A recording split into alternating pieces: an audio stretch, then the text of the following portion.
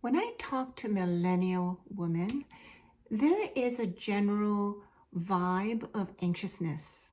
And more often than not, they're trying to figure out how to do relationships, how to do marriage and raise kids, while trying to live out the expectation of being a career woman, amazing mom and wife, living the same quality of life they lived while growing up in their semi-suburban, affluent neighborhoods.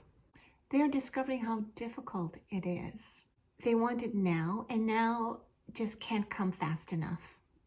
And there's a general feeling of discontentment. Let's dig a little deeper. This young woman struggles with pursuing her career or holding down a job, a good paying job, and she wants to be a good mom, a good wife, and she wants to be good at her job. She loves her children, but struggles to be present when she's at home because she is so tired. And finding time for her husband is a hit or miss. She expects him to help around the house because she just doesn't have the time to keep the house in order. So she is snippy and critical of him.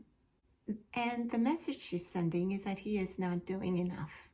There's increasing tension between them, and she feels stuck. From the husband's perspective, he wants to support his wife and support her career goals. He actually likes the idea that she is a working mom. And besides, the money she brings home is pretty good, and it relieves some of the financial pressures from him. But the demands of taking care of kids and the home is also increased. And over time, it is emotionally taxing on him. He thinks he's good with the kids and the house, but he is getting this message from his wife that it is not good enough. There is tension between them. Now, in the beginning, when the kids were younger and adorable and cute, it was all fine. But as the kids grew older, becoming more defiant, requiring more energy, it became more taxing on him, and he found himself just drained of energy. And when he thinks of seeking a higher paying job, this nagging feeling comes to him, like this feeling of guilt that he's not going to be available for his wife, who needs his help and in the house and for the kids. And he fears his wife will feel more stress because he's less available. He fears his marriage will suffer if he takes on more hours at work, and if he takes on a more demanding job that will deplete his time and energy at home. He feels somewhat stuck. Now, underneath this exterior dynamic, there is an interior conversation that might go like this for each of them. The husband: what is my role in my family? Is this all there is to life? I am to make money, wait for the weekend? Is this all I am? Is this going to be the rest of my life? And for the woman, it might go like this: this is so hard. I want to be a good wife, a good in my career, and be a good mom, but I can't do it all. I can't be with the children and be at work at the same time. I hardly have enough time for myself. I'm exhausted all the time. And if I don't do well in my job, I'm going to get fired.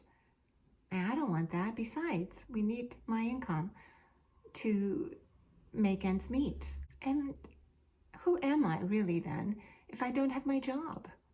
I don't want to be just a mom. So this situation is probably a couple's biggest hurdle that they will have to jump over together. If they don't do it well, their family health is at stake. And why do I say that? Our millennial women were told when they grow up that they could have it all, they could do it all. And their value is contingent upon their work identity. Career has been placed above almost everything else. Their identity is not as a mom and as a woman, but as a career woman. The standards by which we evaluate women has become the same as men. How much money are you bringing home? What position do you hold?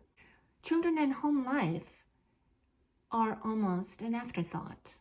But it's expected that our children and home life are run like a well-oiled machine, tending to all of the milestones from birth to college.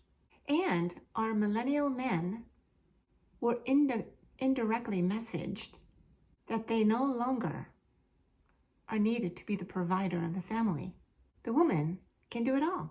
So the message is you need to be a good helper. So men, for the most part, was relegated to be the home helper. Their job now is to help the woman have a career, help with the children with nurturing, and help keep the house neat and clean and tidy. So what is the solution to this dilemma? Now, some of you might hear this scenario and say, what dilemma? There's no dilemma. So what is the problem? Others might be thinking, yeah, this is really messed up. How can we sustain this and have a happy, healthy home and marriage? How can we have healthy, happy children? Who should give? What should give? Now, you probably are listening, looking for a solution, but sadly, there is no clear solution. And the reason is because the solution must flow from your core values.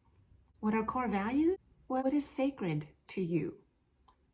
Is home life, career, children, your spouse? What traditions are important to you? What does it mean to be a good mom, a good dad, a good provider, a good man? What are your priorities? If you don't figure out your core values, you'll be more prone to reacting to what is urgent, not what is important. And you'll be chasing the wind, trying to compete with the next newest, greatest gadget and ways of raising children and ways of raising family and ways of doing life. Ultimately, you will not be living out the life that you desire or the one that God designed for you. And you will not be living out your life based on what is most important to you. So figuring what your core value is, what is sacred to you, is so important. And it is not easy, but it's worth every minute that you spend time doing it. I hope this was helpful to you. And on my next video, I will talk about identifying those core values. Until then, I wish you hope and joy.